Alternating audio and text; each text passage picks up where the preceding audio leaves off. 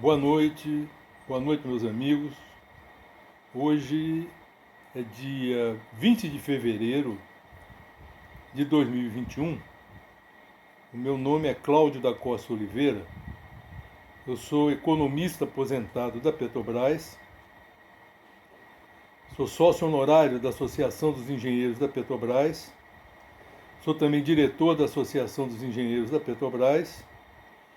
E sou diretor do Conselho Nacional do Transporte Rodoviário de Carga. Nós assistimos aí que o presidente Bolsonaro mudou lá a presidência da empresa, da Petrobras, né? Indicou um general, que me parece que vem lá de Itaipu, para assumir a presidência da Petrobras. E eu estou acompanhando aqui nos jornais, na televisão, né?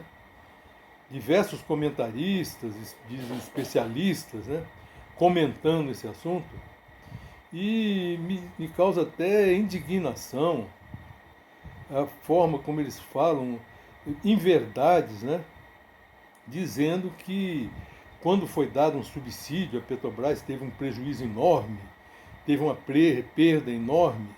O próprio Castelo Branco, né, numa entrevista que ele deu, disse que a Petrobras perdeu mais de 40 bilhões de dólares por causa do subsídio, né?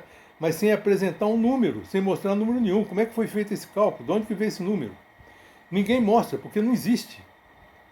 Não existe. A Petrobras, se vocês pegarem, esses balanços dela estão lá. São balanços que são auditados, padronizados, estão publicados, estão lá no site da empresa. É só entrar lá e ver. A Petrobras nunca deixou de dar lucro, se vocês olharem 2009, 2010, 2011, 2012, 2013. Sempre deu lucro, não é? E muito lucro, e com muita distribuição de dividendo. Aí inventaram, essa foi uma invenção feita por Dona Miriam Leitão e seu Carlos Alberto Sardenberg, lá no final de 2015, 2016, não é? Sem apresentar um número sequer. Inventaram de que a empresa tinha sérios problemas financeiros, que estava à beira da bancarrota, tinha uma dívida impagável. Isso é uma tremenda de uma mentira, meus senhores. Uma tremenda de uma mentira. Eles não apresentam número porque não existe número. Se vocês olharem lá nos balanços da Petrobras, eu não vou falar nem de lucro. Teve lucro esses exercícios todos, né? Vamos falar de geração de caixa, porque lucro, o resultado econômico, ele pode ser manipulado através de provisões, esse tipo de coisa, né? De ajustes contábeis, né? Que pode modificar o resultado. Mas geração de caixa, a geração operacional de caixa, é o recurso que sobra depois que a empresa cobre todas as suas despesas e seu custo.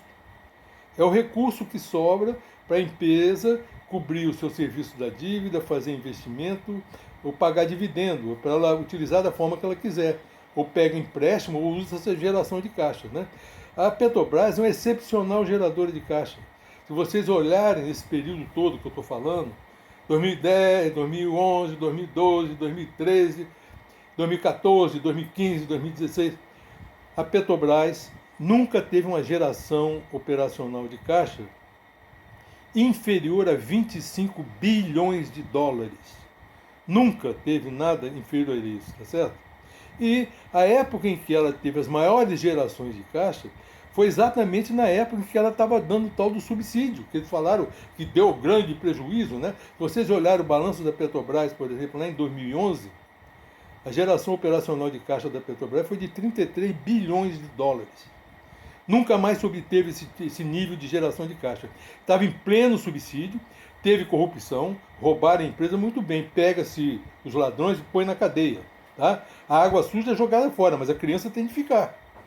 O que está se fazendo aqui é jogando água suja com criança e tudo. E com base em mentira de Dona Miriam Leitão e seu Carlos Alberto Sardenberg. Isso é que é inaceitável, quer dizer, se fala uma coisa sem apresentar número nenhum, uma mentira absoluta. Se vocês olharem o balanço da Petrobras, os balanços da Petrobras, desse período todo que eu estou falando, a liquidez corrente da empresa, a liquidez corrente é a capacidade da empresa de pagar suas dívidas de curto prazo, né? A liquidez corrente da Petrobras nunca foi inferior a 1,50. Significa dizer o seguinte, para cada um que ela tinha de pagar, ela dispunha sempre de 1,5. Tá certo? Isso em todos os exercícios. Como é em todos os exercícios, é porque nunca teve nenhum problema financeiro como eles inventam.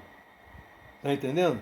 E se vocês olharem exatamente nesse período que falaram, que era subsídio, não sei o quê, olha, a liquidez corrente em 2011 é de 1,9. Assim, para cada um que ela tinha que pagar, ela dispunha de 1,9. Tá certo? Outra coisa, se vocês olharem o caixa da Petrobras, a liquidez corrente da Petrobras, para dar um exemplo, em 2016, a liquidez corrente da Petrobras era de 1,8. A liquidez da Chevron e da Shell tinha de somar das duas para chegar na liquidez da Petrobras. São as duas maiores petroleiras americanas, a Chevron e a Shell. A Chevron tinha uma liquidez corrente de 1 e a Shell de 0,8. E da Petrobras é de 1,8. E a Petrobras é que estava quebrada, não é? Quer dizer, vamos parar com isso. Não é possível ficar colocando mentira para justificar uma política de preço que prejudica o consumidor brasileiro, prejudica a própria Petrobras, que fica com a refinaria na ociosidade, e só beneficia, prejudica a economia brasileira, que fica com combustível mais caro, fica o país menos competitivo, não é? E só beneficia os traders, os importadores, né? E as refinarias lá no exterior. Não é verdade? E quem é o grande beneficiário que está por trás dessa história toda? É uma empresa chamada Royal Dutch Shell. Ela é a grande beneficiária de tudo, não é? Que hoje ela exporta lá das suas refinarias nos Estados Unidos em sociedade com a Saudi Aramco, a petroleira, a maior petroleira do mundo, da Arábia Saudita, né? Essas refinarias estão entregando aqui no Brasil cerca de 200 mil barris dia de combustível, diesel e gasolina, por causa da política de preço, essa política de preço de paridade de importação, que a Petrobras coloca nas suas refinarias o preço como se estivesse importando o produto. Aí o preço fica tão alto que permite que eles coloquem também os seus produtos aqui e tomem mercado da própria Petrobras. Isso é um absurdo, uma sangria de divisa para o país, de emprego e renda para os brasileiros, não é? E baseado numa mentira de que quando se deu o tal do subsídio, deu prejuízo. Mentira! Nunca teve prejuízo nenhum, teve altas gerações de caixa, saldo de caixa enorme, tá certo? E para vocês terem uma ideia, em fevereiro, 28 de fevereiro de 2016, o seu Carlos Alberto Sadenberg escreveu um artigo dizendo que, no artigo, saiu em todos os jornais do Brasil inteiro, vinculado à Rede Globo, entendeu?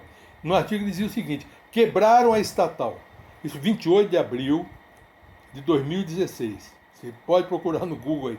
Quebraram a estatal. Ou ela vai fazer um acordo judicial, ou vai precisar de aporte de recursos do Tesouro, porque ela não consegue passar esse ano. Muito bem. 2016 foi terminando, tá certo? E não houve nenhum acordo judicial, não houve nenhum aporte de recurso do Tesouro, não é? E a Petrobras terminou o ano, ela ofereceu, adiantou 20 bilhões de reais para aliviar o caixa do BNDES e tinha um crédito de 5 bilhões de dólares com a Eletrobras, uma dívida da Eletrobras, ficava lá em banho-maria, e ainda tinha a receber 11 bilhões de dólares de ativo que tinha sido vendido. E além disso tudo, terminou o ano com mais de 20 bilhões de dólares em caixa. E esse cidadão nunca se retratou e continuou dizendo que a empresa tinha problema financeiro. Isso realmente, para mim, é inaceitável, né? Então, meus amigos, isso aí tem de ser discutido com mais profundidade, porque o festival de mentira está incrível, tá certo? É preciso paralisar com isso. Muito obrigado. Eu fico aqui à disposição para discutir e aprofundar mais o assunto, tá bom? Muito obrigado.